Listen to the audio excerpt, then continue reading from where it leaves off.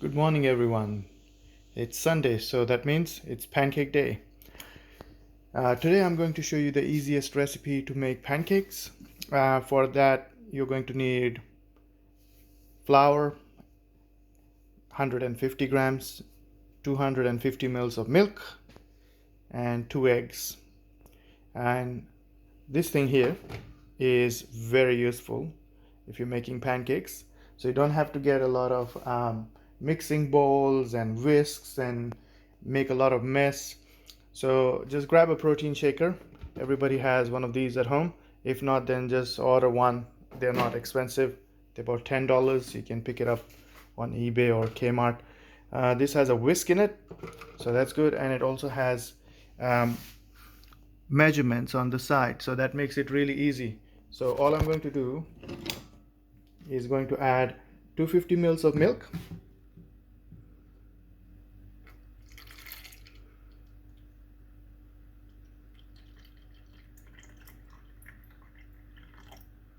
so that's it.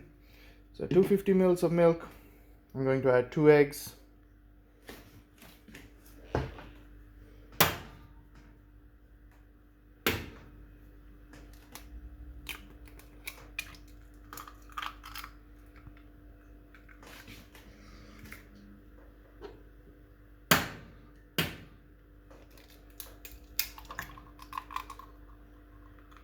so you got 250 mils of milk, 2 eggs, 150 grams of flour, pinch of salt, and a teaspoon or a half a teaspoon of baking powder.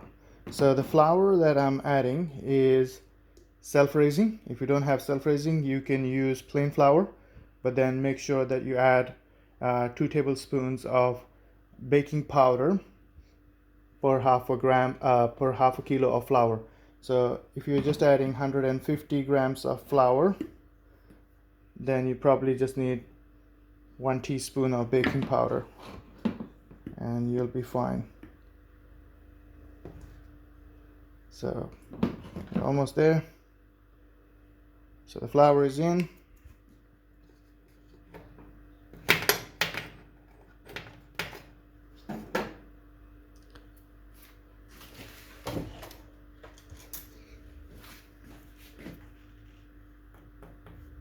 Mine is self-raising, so I'm not going to add too much. I'm just going to add half a teaspoon, so that should be enough for my needs. So that's in. I'm going to add salt. It's very important that you add salt, otherwise the pancakes just don't taste the same. So just add a little bit of salt, half a teaspoon, and that's it. Now we're going to shake it. So I'm going to shake it and I'll be back again.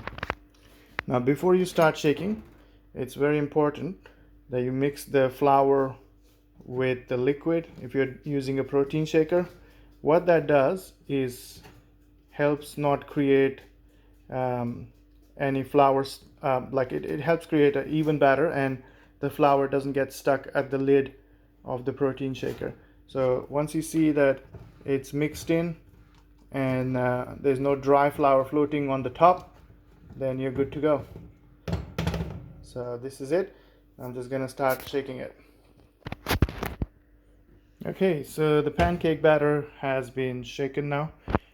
When you shake, make sure that you close the lid properly. Everything is closed properly, otherwise you're going to have a very messy kitchen. So use a small pan. I'm using a 10 centimeter deep pan here, cast iron.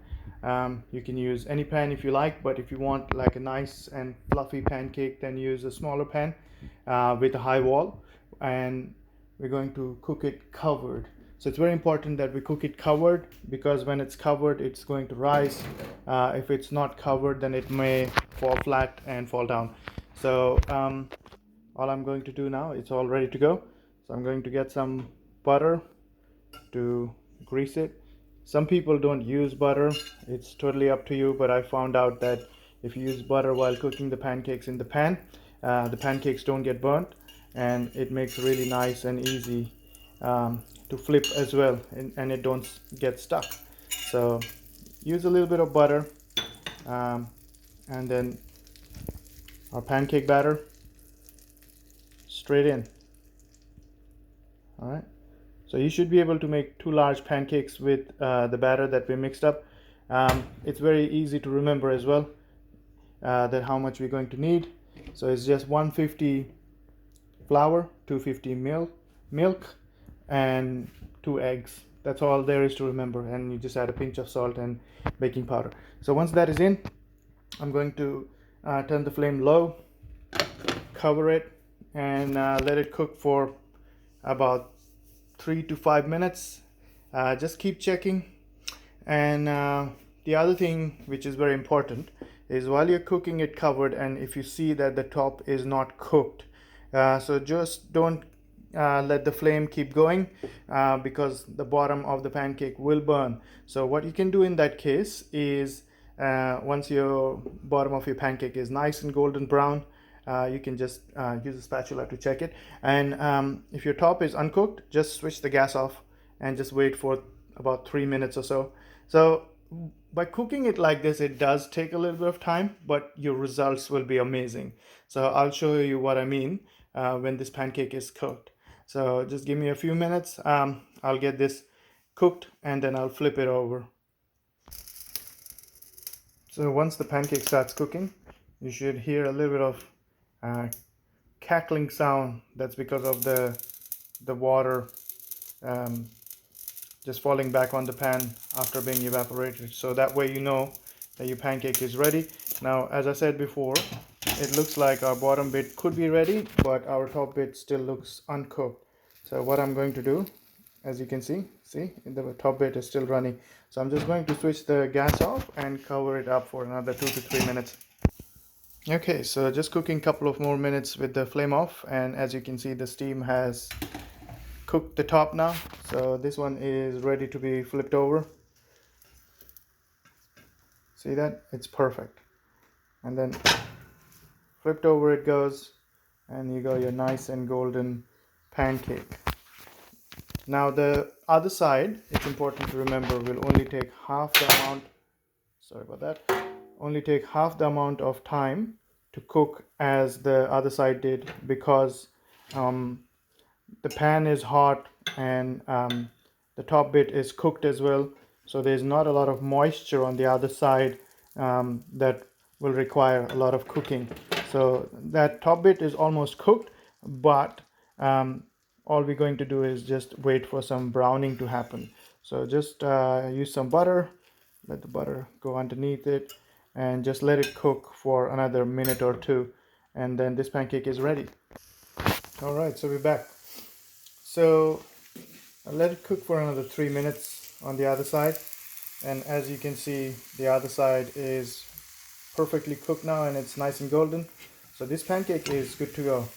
And look at the thickness of this pancake. This is what I mean. So if you take time, it will turn out really nice. So in goes the pancake in the plate. Look at the nice and thick pancake here.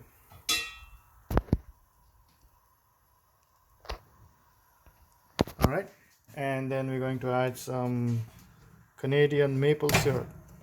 The pancake is incomplete without some maple syrup. So in goes the maple syrup. And look at that. And that's good to go. That's your perfect pancake. Very easily done. Takes about 10 minutes. So make sure you try it and enjoy.